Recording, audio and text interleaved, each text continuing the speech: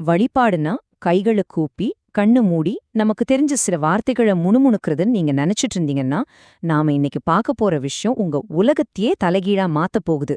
கடவுள்கிட்ட பேசுறது தான் பிரார்த்தனைன்னு நாம எல்லாருமே கத்துக்கிட்டோம். ஆனா அதுல ஒரு துளி கூட உண்மை இல்லைனா உங்க வேண்டுதல்கள், உங்க புகழ்ச்சிகள், உங்க பக்தி பாடல்கள் எல்லாமே தப்பான முகவரிக்கு அனுப்புன கடிதங்கள் மாதிரி இருந்தா என்ன செய்வீங்க? இல்ல, நாம இப்போ நம்பிக்கைய பத்தியும் மதத்தை பத்தியும் பேச போறதில்ல. நாம பேச போறது மனித நனவோட இயக்க விதிகளை பத்தி. நீங்க யாருங்கிற உங்க அடிப்படைய மாத்தி அமைக்கக்கூடிய ஒரு டெக்னாலஜி பத்தி.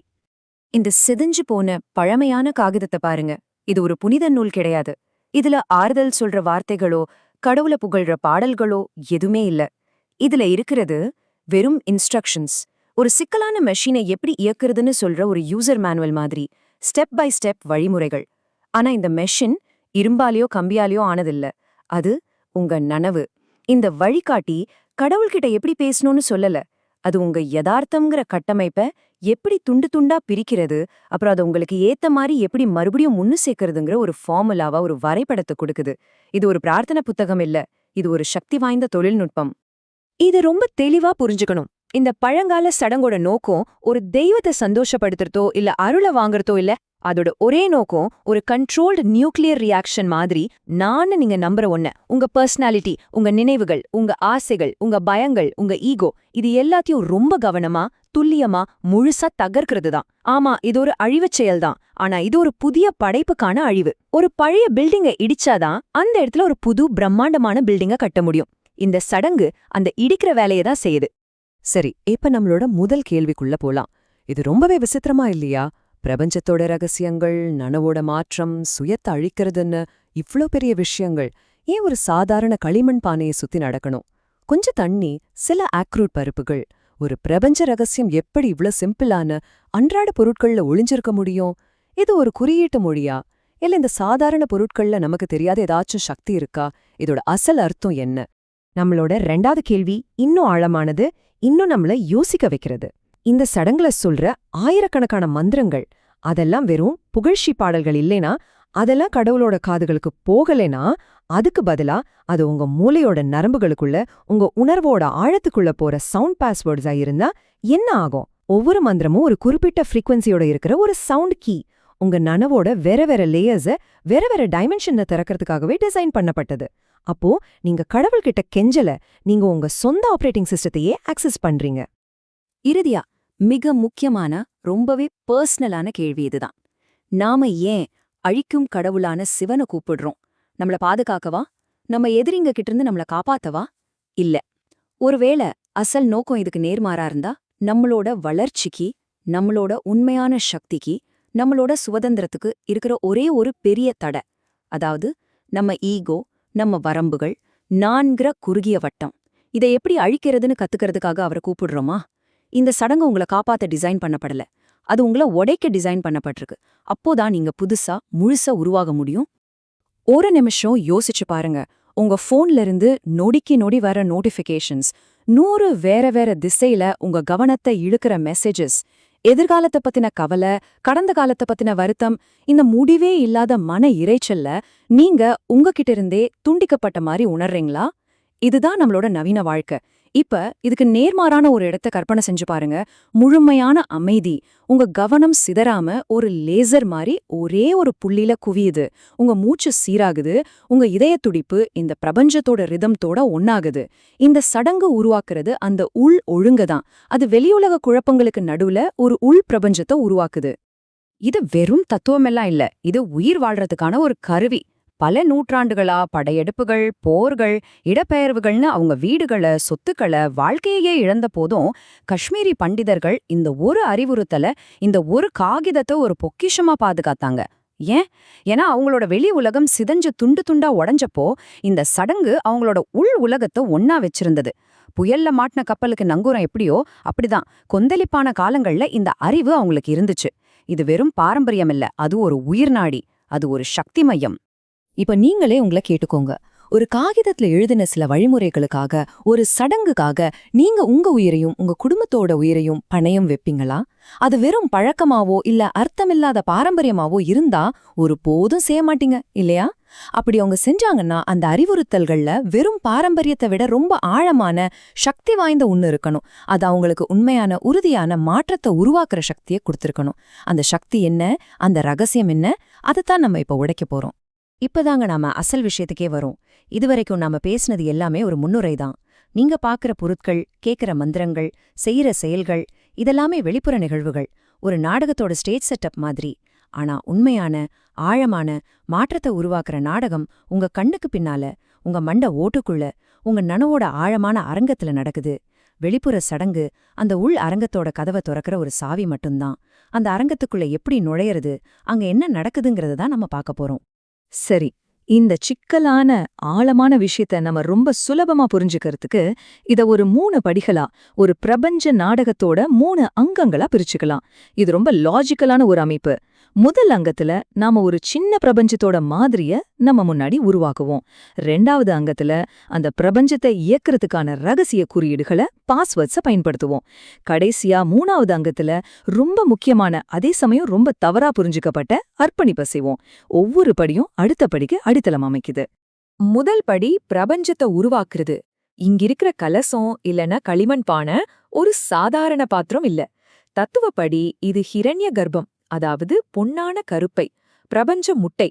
பெருவடிப்புக்கு முன்னாடி எல்லா சாத்தியக்கூறுகளும் சுருங்கியிருந்த ஒரு புள்ளி. அதுக்குள்ள ஊத்துற தண்ணி வெறும் H2O இல்ல, அது சைத்தன்யம். எல்லாத்தையும் நிரப்புற, எல்லாத்துக்கும் அடிப்படையான தூய, எல்லையில்லாத உணர்வு. அதுக்குள்ள வைக்கிற அக்ரூட் பருப்புகள் இன்னும் வெளிப்படாத, வடிவம் பெறாத கோடிக்கணக்கான ஆன்மாக்கள். உங்க பூஜை அறையோட தரையில ஒரு சில சிம்பிளான பொருட்களை வச்சு நீங்க பிரபஞ்சத்தோட உருவாக்கத்தையே திரும்ப செஞ்சு பாக்குறீங்க. நீங்க ஒரு படைப்பாளியா மாறுறீங்க. 2வது படி கோட ஆக்டிவேட் பண்றது. இப்ப ரொம்ப சுவாரஸ்யமான பகுதிக்கு வந்திருக்கோம். மந்திரம். இந்த வார்த்தைக்கு அசல் அர்த்தம் என்ன? சம்ஸ்கிருதத்துல மன்னா மனம், திராணா கருவி இல்லனா விடுதலை. அப்போ மந்திரம்னா மனதுக்கான ஒரு கருவி இல்லனா மனதிலிருந்து விடுவிக்கிற ஒரு கருவி. நீங்க மந்திரங்களை உச்சரிக்கும் போது நீங்க கடவுள்கிட்ட கெஞ்சல, நீங்க ஒரு குறிப்பிட்ட சவுண்ட் வைப்ரேஷனை உருவாக்குறீங்க.